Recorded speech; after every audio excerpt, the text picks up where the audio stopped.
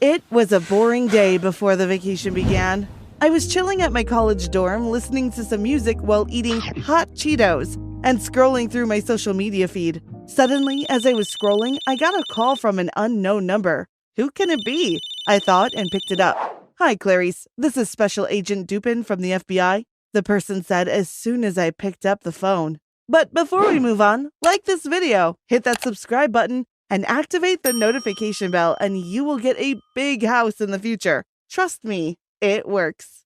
He told me that they had some news for me and that I should visit the police station instantly. I was scared and confused. What news can the FBI have for me? I said to myself and rushed out all clueless, thinking it must be important or an emergency. When I finally reached there, Agent Dupin sat me down and gave me the horribly shocking news. "Your family is not your real family. Did you know that?"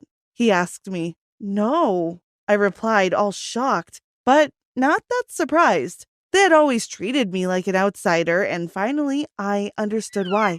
I was never close to them. He told me that the FBI had been investigating them for a long time and finally found evidence of them being kidnappers. "You must be their victim," he added, and told me that they had been arrested and put behind bars. He also asked me if I knew anything more, but I had no idea about their other life. But that was not my concern anymore. My concern was who my real family were. I asked the agent if he knew who my real parents were or if he could help me find them, but he told me that they had no idea about it and that they couldn't help me either, since I was already 18. But still, he gave me his card just in case I needed it. That meant I was all on my own. If I wanted to find my family, I had to do it myself. After that, I got out of there and called my boyfriend Jeff over to talk. I told him everything about what had happened and even cried, telling him how badly I wanted to find my real family. "Don't worry, I will do all I can to help you, I promise," he said and hugged me, which made me feel better and gave me confidence. Then it was time for the real work. First up, I made a digital poster with "Help me find my family" written in big bold letters, along with an emotional statement. I uploaded it all over social media in hopes of some miracle news. After that, I talked to my boyfriend about going to register my DNA in the Family Finder program. "I'll go with you," he said, and I felt so thankful for getting such a supportive boyfriend. But on the day we were supposed to go there, he told me he had canceled the appointment at the Family Finder program office without telling me. I was almost mad at him, but then he gave me another news that lifted my mood instantly. "Some people came forward from the social media post. Their story watches yours. They must be your family," he said, and I literally jumped out for joy. I was so happy that I started tearing up. "I can't wait to meet them," I said, and Jeff told me that he would talk to them and arrange everything soon. For that, I took some time off my work so that I could spend some time knowing and spending time with my real family. Soon, my boyfriend fixed the meeting with my real family and even drove me to their house. When we reached there, I was in awe just at the look of their house. They had a huge mansion with 2 swimming pools and a water slide. "Whoa, they're crazy rich," I said, all amazed, and Jeff nodded in agreement. The family was waiting to welcome us outside the house. There was a middle-aged man who introduced himself as my real father, a woman who was my real mom, and a girl just a bit younger than me who was my sister. "We're so happy that we found you," Mom said and hugged me. Then we all went inside to sit and chat some more.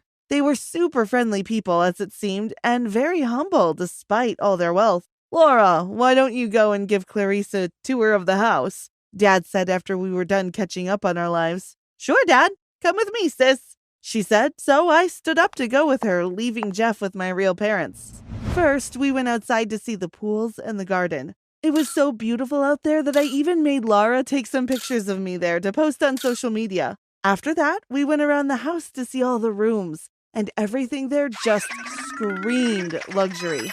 Then it was time for the basement, and I for once was very curious about what a rich person's basement looked like. So Laura and I made our way down there, but suddenly she got a call. "I need to take this. There's not much to see. Just go ahead and check it out," she said and left. So I went around looking at things there. "It looks pretty normal," I said to myself. I was going on picking things up and putting them back.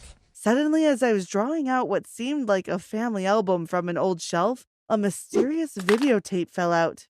God, I'm so clumsy, I thought, and immediately picked up the tape before I embarrassed myself. But the tape was so old and mysterious looking that the curious cat in me couldn't resist but to sneak it into my purse so that I could check it out later. After that, I just waited around for Laura for a while, but she didn't come back. So I decided to return to the living room on my own. Although the mansion was huge, and it was my first time there, I didn't lose my way thanks to my good memory. When I reached there, my family and Jeff were all talking very secretly as if they didn't want me to hear. And also, Laura was sitting extremely close and being over the top friendly with my boyfriend, which I didn't like at all. But what made me feel a little strange was that they stopped talking instantly as they saw me coming in.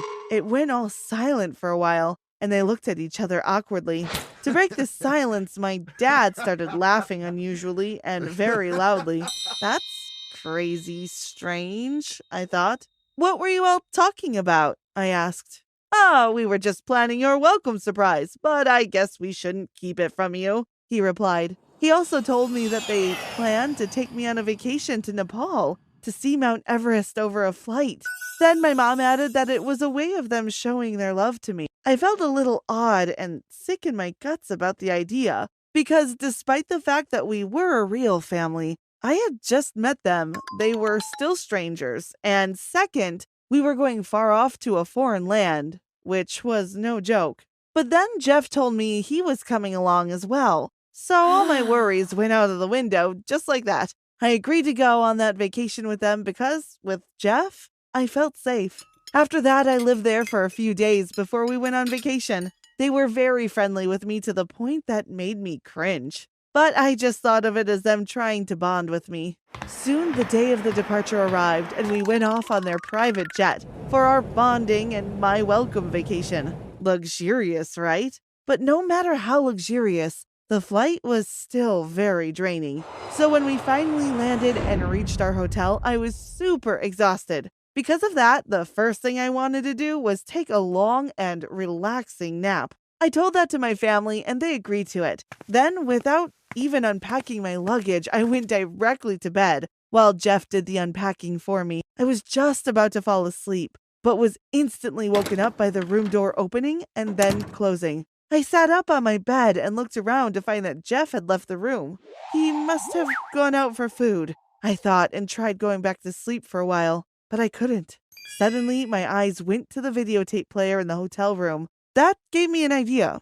I had brought the mysterious tape I picked up from the mansion with me, so I decided to watch it finally. I turned the TV on and inserted the tape in the player and waited curiously. When the video finally started playing, I was shocked and scared as it revealed something disturbing about my rich family. In the tape, there was a recording of my real parents imprisoning victims in small jail cells in a huge building in order to sell them to potential buyers. They were also showing around buyers to pick the victims they would want to buy, while the victims in imprisonment were crying for help in the video. It also revealed that they were connected with my previous family. In fact, my previous family worked for my real family and helped them in their bad deeds.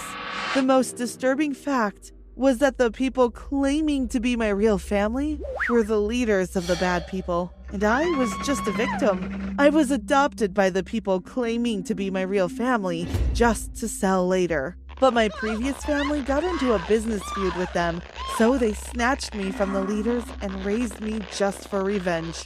I felt like I was falling off a 20-story building. It was so shocking and scary. At that moment, I just wanted to feel safe, so I wanted to find my boyfriend, show him the tape, and tell him the fact that they were lying about being my real family. I quickly ran out in search of him, but as I was passing by Laura's room, I heard some noise coming out of there along with Jeff's voice. I saw that there was a peeping hole in the room's door, so I took a look inside through there, and what I saw was absolutely devastating.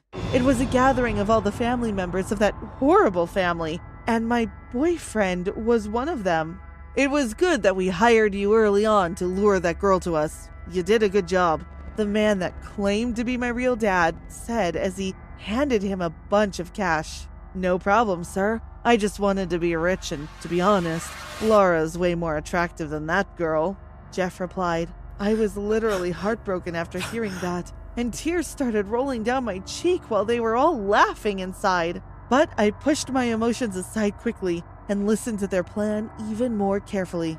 "So it's set. We'll take her to the buyers directly when we return from here. For now, just enjoy," the man said, and that made me scared for my life.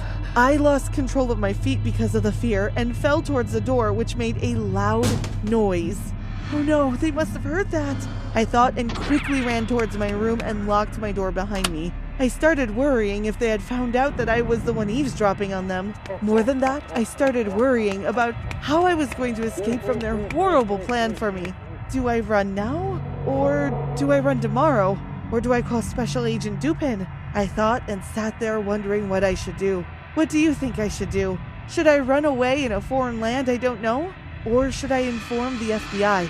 Let me know in the comments. Thanks for watching. Don't forget to subscribe and check out other videos on the channel.